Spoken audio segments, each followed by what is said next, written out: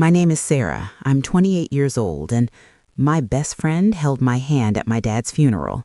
Her name was Emily, and she was my rock, my confidant, the sister I never had.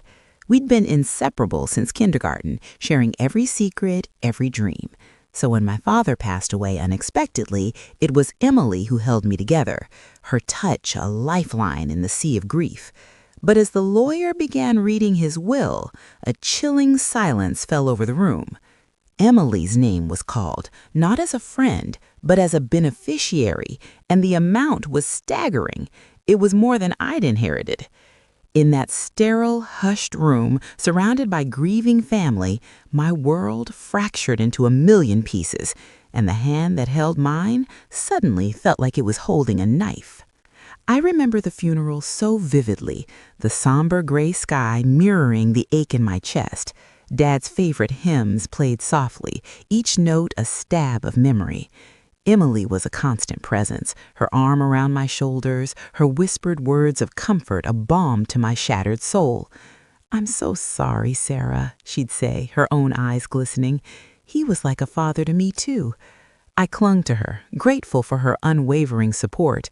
We'd always talked about our futures, about growing old together, about always being there for each other. Our friendship was the one constant in my life, a bright, unwavering flame. After the funeral, the immediate family, a few close friends, and Emily gathered at my childhood home. The air was thick with unspoken grief and the smell of my mom's casseroles. The lawyer, Mr. Henderson, a man who'd known my dad for decades, cleared his throat, his face etched with a somber expression. He'd prepared the will weeks before, a cruel irony that it was being read now. My mother sat beside me, her hand clasped tightly in mine, her face a mask of sorrow. I leaned into Emily, feeling a sliver of comfort in her familiar presence.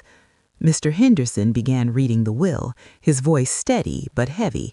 He read out bequests to various charities, to my mother, and then he paused. He looked up, his gaze sweeping over us before settling on Emily. "And to my dearest friend, Emily Carter," he read, his voice amplifying in the sudden deafening silence, "I bequeath the entirety of my remaining estate, including the house, the stocks, and all liquid assets." The words hung in the air, a tangible weight, crushing the fragile peace we'd managed to find. My breath hitched. I stared at Emily, searching her face for an explanation, for a flicker of confusion, anything but the serene, almost triumphant calm that had settled upon her features. Her eyes met mine, and for a fleeting second, I saw a shadow, a flicker of something I couldn't place. Guilt? Triumph? It was gone as quickly as it appeared, replaced by that same concerned, sympathetic gaze. "Sarah," she whispered, her voice barely audible, I don't understand." But her grip on my hand tightened, not in comfort, but in a way that felt possessive. My mother gasped, her hand flying to her mouth. Tears, which had been flowing freely for my husband, now welled up for a different reason. My father, a man who lived frugally, a man who had always preached the value of hard work and careful planning, had left everything to Emily? It made no sense. He loved me. He always said I was his pride and joy. Why would he do this? The questions swirled in my mind, each one a sharp shard of glass. Emily, still holding my hand, squeezed it again, but this time it felt like a warning. I pulled my hand away, the sudden movement jarring the stillness. "What is this, Emily?" I managed to ask, my voice trembling. "Dad he couldn't have done this." My mind raced, trying to piece together the impossible. Had there been some secret deal, some debt I didn't know about?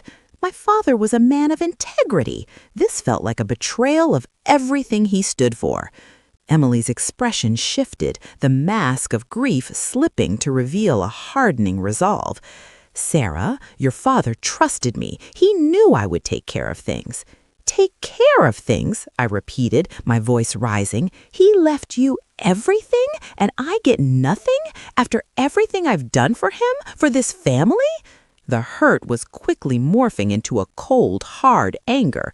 The grief was still there, a gaping wound, but now it was laced with betrayal. Emily stood up, her posture suddenly regal, a stark contrast to the comforting friend of moments before.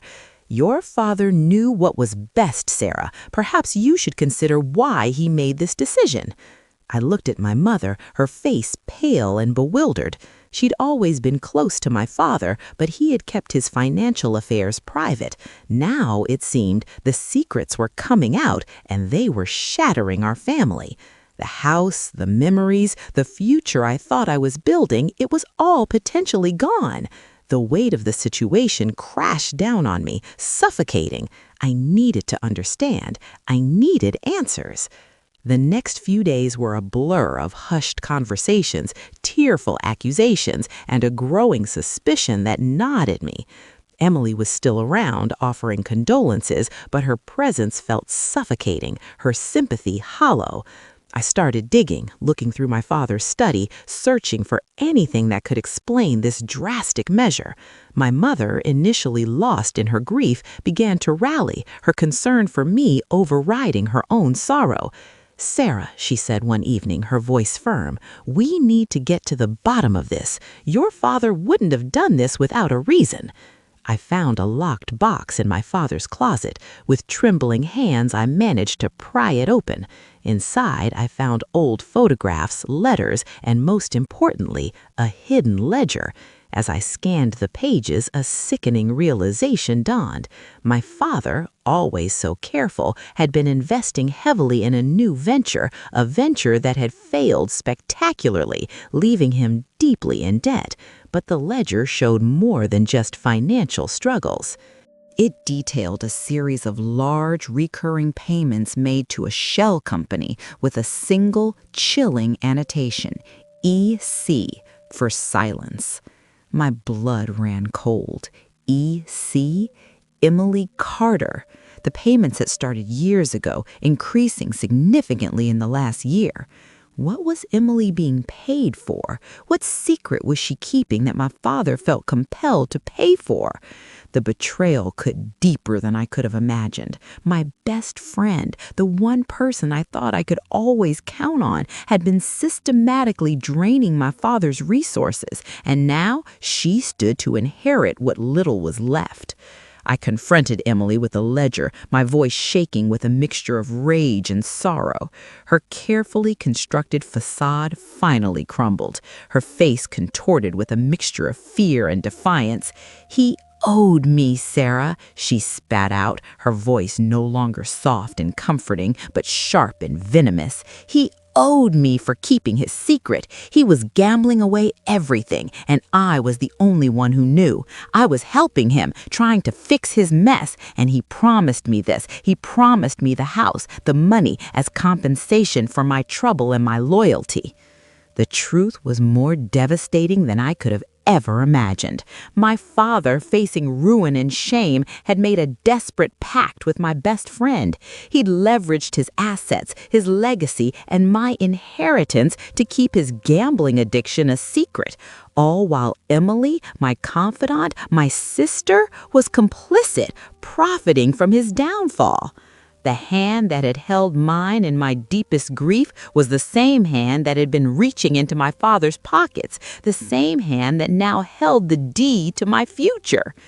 Mr. Henderson was contacted again, and this time with the evidence in hand, he agreed to review the will and the circumstances surrounding its creation. The legal battle was grueling, emotionally draining, and deeply humiliating. Emily fought back, painting me as a greedy daughter trying to cheat her father's wishes. But the ledger, the detailed records of payments, and my mother's testimony about my father's increasing distress and secrecy over the years painted a clear picture. In the end, the court ruled in my favor. The will was contested and largely invalidated due to undue influence and questionable circumstances surrounding its creation. Emily received a small, predetermined sum, a fraction of what was initially bequeathed, compensation for her documented services as a financial advisor, as she tried to spin it. The house, the bulk of the estate, returned to my mother and me. It was a victory, but one that came at a devastating cost. The friendship, the bond I cherished for 2 decades, was irrevocably broken, shattered into irreparable pieces. Emily, once my closest confidant, was now a stranger, a symbol of betrayal. I learned that sometimes the people closest to us can harbor the darkest secrets, and that even the purest of friendships can be tainted by greed and deception. The pain of losing my father was compounded by the loss of my best friend, a double blow that left me reeling. Looking back, I understand now that my father's actions stemmed from a place of shame and desperation, and Emily's from a calculated desire for gain. It's a harsh lesson, but one I carry with me. Trust is a precious commodity, easily broken and incredibly difficult to rebuild. I learned to rely on myself, to trust my instincts, and to be more discerning about who I let into my inner circle. The scars remain, a constant reminder of the day my best friend held my hand at my father's funeral, a gesture that masked a betrayal that would change my life forever. It taught me that true strength isn't just about overcoming hardship, but about recognizing it, even when it comes disguised in the form of a loving embrace. Would you have handled it the same way? Until next time.